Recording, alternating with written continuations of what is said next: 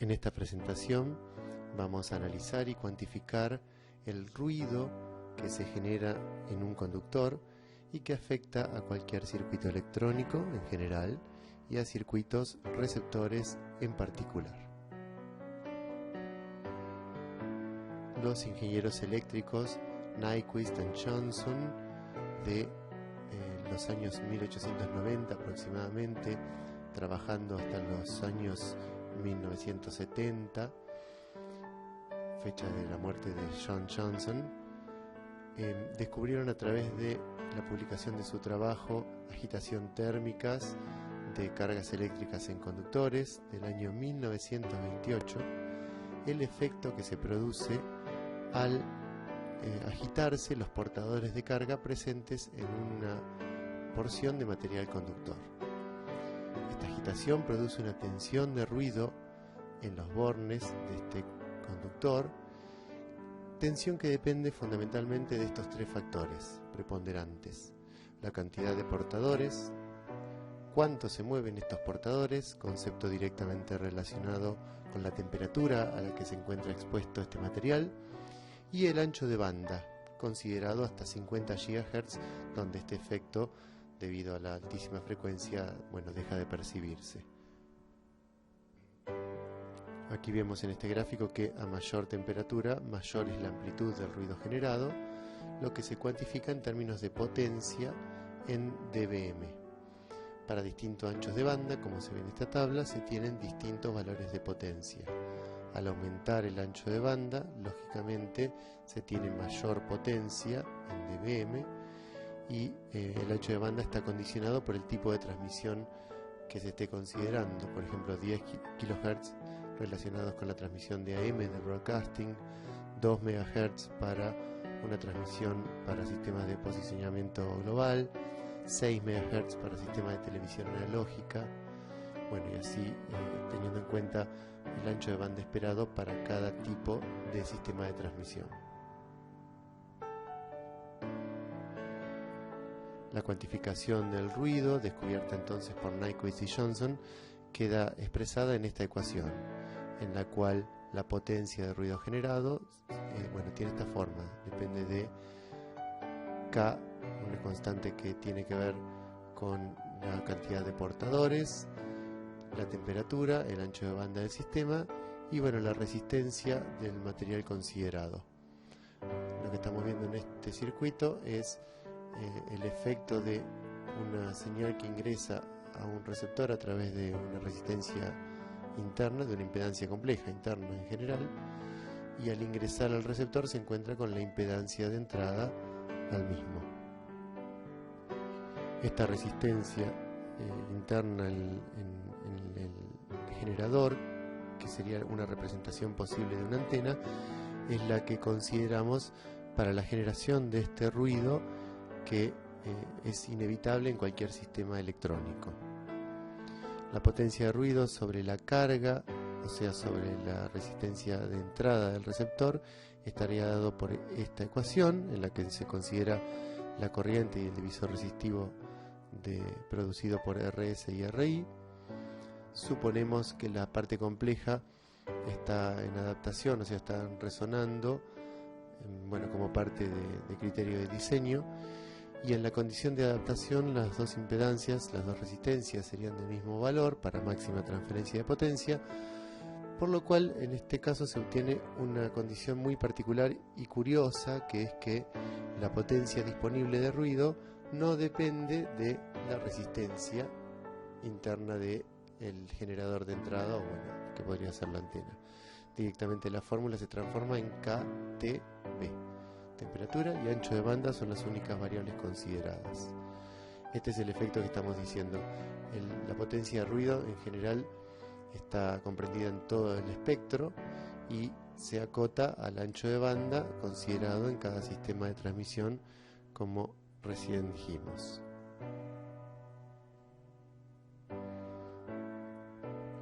En un cuadripolo, en el que consideramos el circuito de entrada y el circuito de salida, consideraremos siempre como variables o parámetros del mismo a la ganancia de potencia, al ancho de banda y a la figura de ruido que en un instante vamos a definir. En la entrada tendremos una potencia disponible de señal y una potencia generada de ruido que vamos a considerar en adaptación. Entonces la fórmula es directamente K por la temperatura a la que se encuentra el sistema y el ancho de banda de transmisión. En la salida tendremos una potencia disponible que será la potencia de entrada amplificada con la ganancia de potencia y una potencia también de ruido que curiosamente es mayor que la potencia de ruido en la entrada por la ganancia. Lo que nos está identificando o queriendo decir esta desigualdad es que se ha generado más ruido internamente adentro del cuadripolo, propiedad de cualquier circuito electrónico. Un transistor o un circuito más complejo tiene asociado este concepto que es la figura de ruido. La figura de ruido se define como la relación señal-ruido en la entrada en cociente con la relación señal-ruido en la salida. Esperamos entonces que la figura de ruido sea mayor que 1 debido a que se genera ruido dentro del cuadripolo.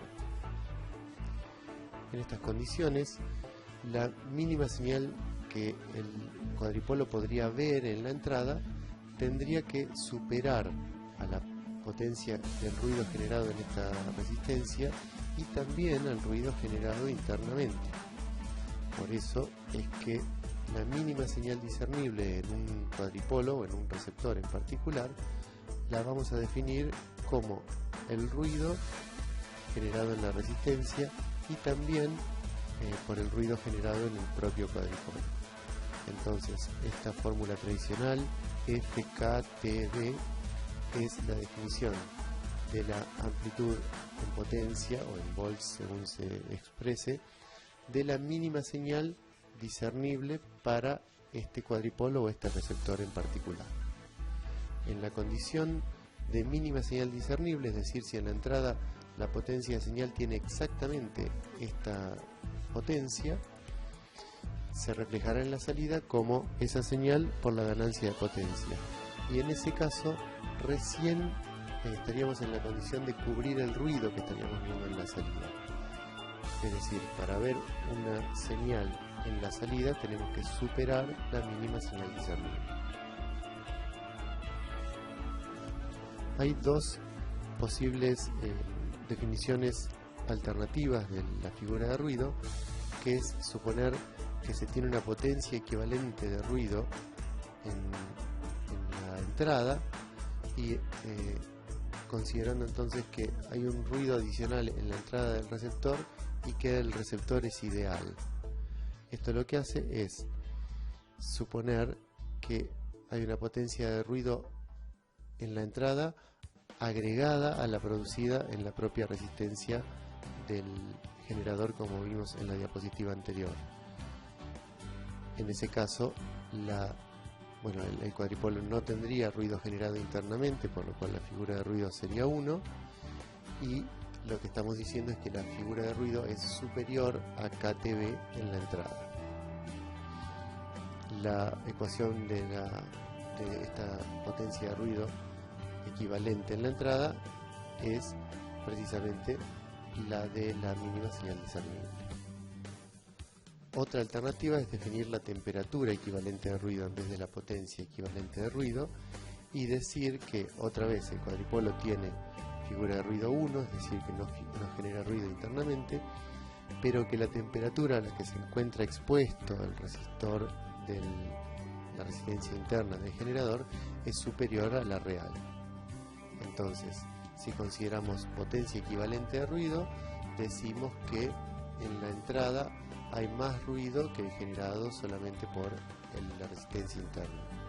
Si consideramos temperatura equivalente de ruido, lo que estamos diciendo es que en realidad esta resistencia interna se encuentra a más temperatura que la real. Vamos a considerar ahora una portadora sin modular que genera una potencia disponible en la entrada de un valor específico. Vamos a analizar primero el espectro en la entrada como si lo viéramos con un analizador de espectro. consideraremos que hay una potencia de ruido que se ve acá como un normalmente llamado pasto, que es igual a la mínima señal discernible. Es decir, aquí está incluido el efecto de la figura de ruido del receptor o sistema que viene después al que esta señal va a ser ingresada. Y tenemos una potencia de señal que supera, por supuesto, a la mínima señal discernible. La relación portadora-ruido está dada por el cociente entre la amplitud de la señal y la amplitud del ruido. Volvemos a destacar considerando la figura de ruido, es decir, la mínima señal discernible. Esta señal, esta portadora, ingresa a este receptor y es amplificada, pero también es amplificada la potencia de ruido. La mínima señal discernible es también subida por la ganancia de potencia. Entonces, tanto en la salida como en la entrada, tendremos una relación portadora-ruido que en principio es la misma en relación. Suele ser un requerimiento que en la salida se quiera tener una determinada relación señal-ruido, por lo cual queda automáticamente determinado ese requerimiento en la entrada. Es decir, por ejemplo, si en la salida se quiere una relación señal-ruido de 20 dB, entonces esto va a requerir que la señal en la entrada sea 20 dB mayor que la mínima señal discernible.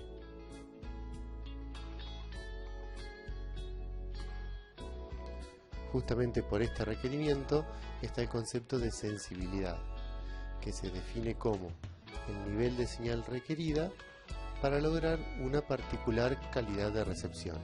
Justamente el concepto para definir a la calidad de recepción es qué relación portadora-ruido estamos esperando obtener en la salida. Acá se ve el caso del ruido, que en este caso es igual a la mínima señal discernible, y la potencia de la portadora o de la señal, y esta es la relación portadora-ruido. Acá está el cálculo de la sensibilidad, que entonces va a ser el nivel de entrada que hay que poner, que es la mínima señal discernible más la relación portadora-ruido deseada en la salida, que como acabamos de ver es la misma que en la entrada. Esto puede ser expresado también en forma de tensión de la señal en la entrada.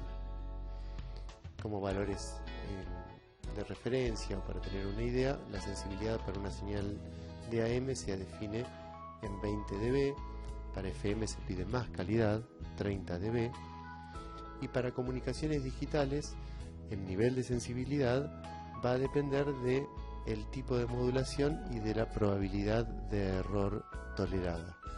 Acá se ve en este gráfico que a mayor complejidad de la modulación y menor probabilidad de error requerida, vamos requiriendo cada vez una relación portadora-ruido mayor.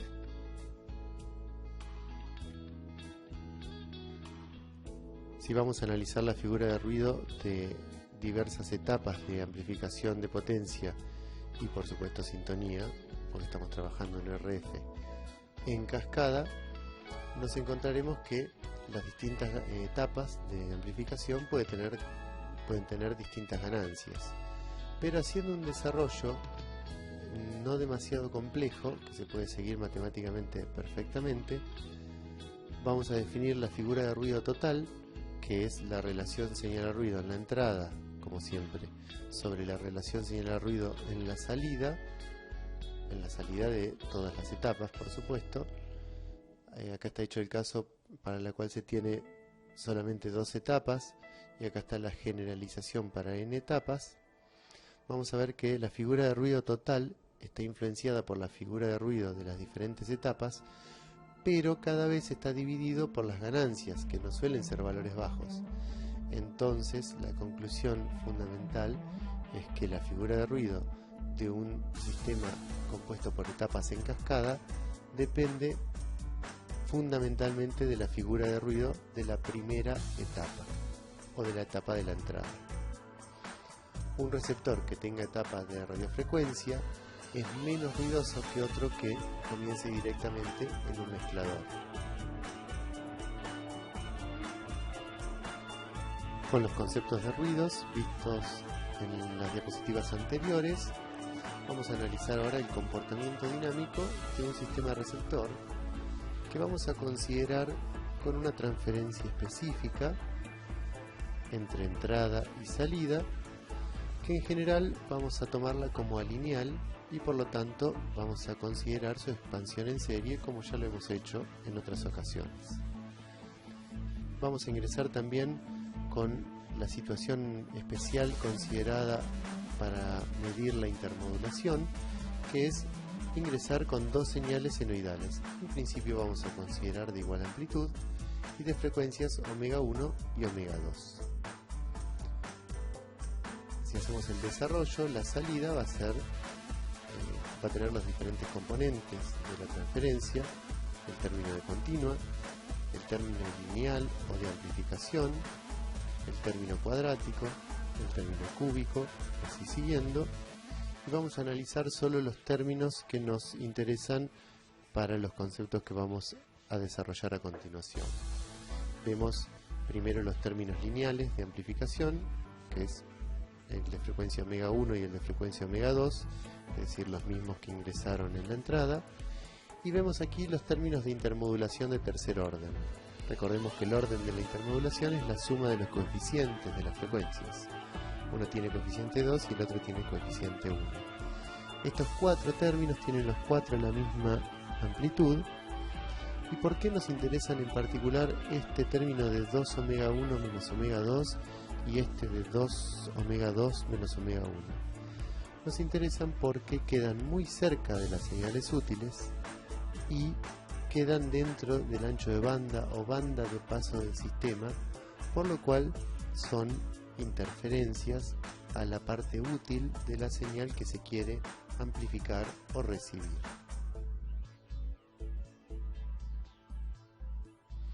El desarrollo no es complejo, pero es largo, por eso aquí está completo cómo se elevan al cuadrado las distintas componentes, cómo se elevan al cubo también, y bueno, de esta forma se llega a los términos anteriores, que son los que vamos a analizar a continuación.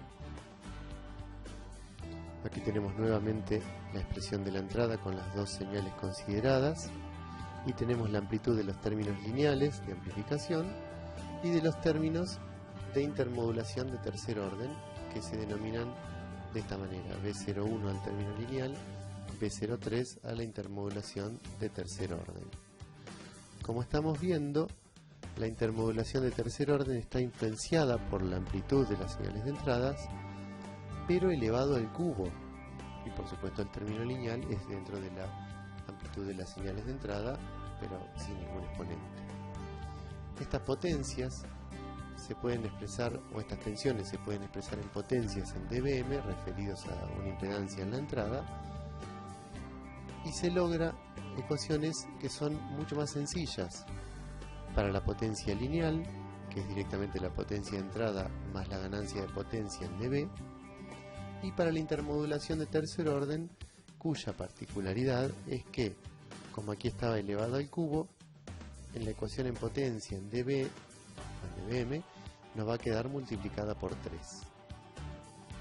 Los términos que estamos considerando acá son entonces la potencia de entrada, la potencia de salida, en frecuencias de las fundamentales, o sea, las amplificaciones, la potencia de salida para la intermodulación de tercer orden y las ganancias de potencia para la frecuencia fundamental, y esta ganancia de potencia que estamos definiendo acá, que la consideramos especial para la intermodulación de tercer orden. Esta ganancia de potencia está dada por la transferencia lineal del receptor o del amplificador y por otros parámetros que consideramos antes en el desarrollo que, bueno, lo hicimos exhaustivamente.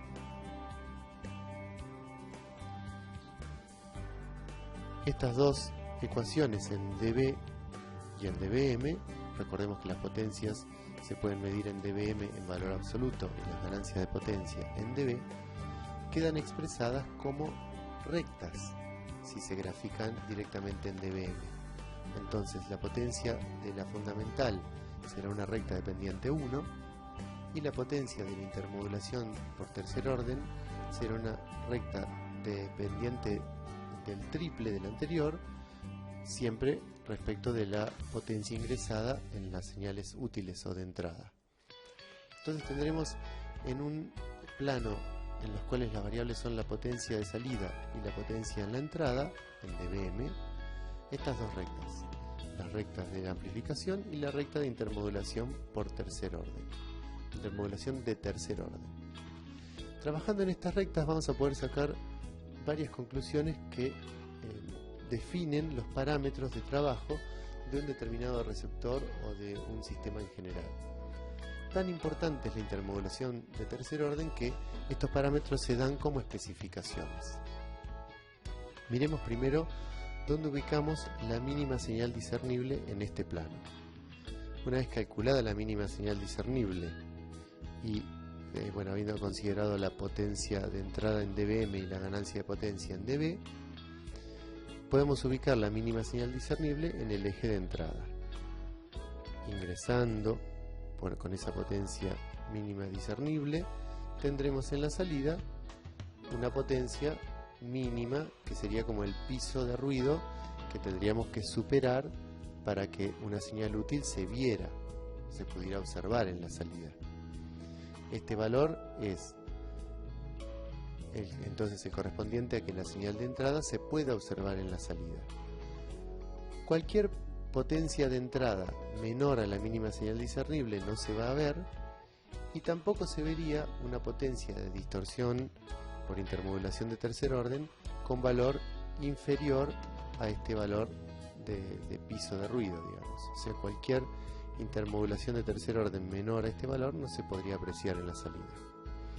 Es decir, hay un rango en la entrada desde la mínima señal discernible hasta esta potencia de entrada que produce exactamente en la intermodulación de tercer orden el valor de amplitud del ruido en la salida. Decía este rango en las potencias de entrada en los que la intermodulación de tercer orden no se puede observar porque es inferior al ruido. Entonces vamos a definir este rango de potencia como uno de los parámetros del circuito que lo vamos a mostrar en la diapositiva siguiente. Este valor en la salida entonces es la mínima potencia de intermodulación de tercer orden discernible. Es el valor de la mínima señal discernible, pero expresado en la salida. Repito, cualquier valor de distorsión por intermodulación de tercer orden menor a este valor no va a poder observarse en la salida, porque va a estar inmerso dentro del ruido. Hay otro parámetro que se define, que es la relación de rechazo. Se define en general para 0 dBm en la entrada, es decir, cuando se ingresa una potencia de 1 miliwatt en la entrada, 0 dBm, y es la diferencia que hay entre la distorsión por intermodulación de tercer orden y la señal útil. Cuanto mayor es la relación de rechazo, más diferenciada está la potencia de las señales de la potencia de la intermodulación de tercer orden.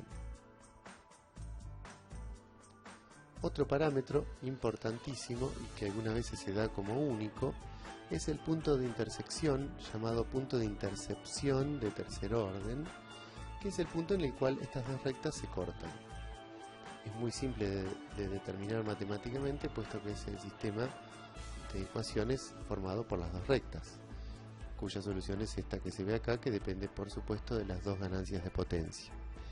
Este punto de intercepción es otra forma de dar las ecuaciones de las rectas en forma un poco más indirecta, y es un punto en el que en principio no se podría tener una medición, porque antes de llegar a este punto de intercepción el amplificador comenzaría a saturar y se volvería ya a lineal. En este gráfico aparte observamos también la relación de rechazo, pero como la veríamos en un analizador de espectro. Aquí tendríamos el ruido, que es la mínima señal discernible. Aquí tenemos las señales útiles, aquí se ven las potencias de las señales por distorsión por intermodulación de tercer orden, y la relación de rechazo sería la diferencia entre ellas dos en dB. En general esto se mide para 0 dBm, dijimos, de potencia de entrada, pero podría indicarse para otro valor diferente.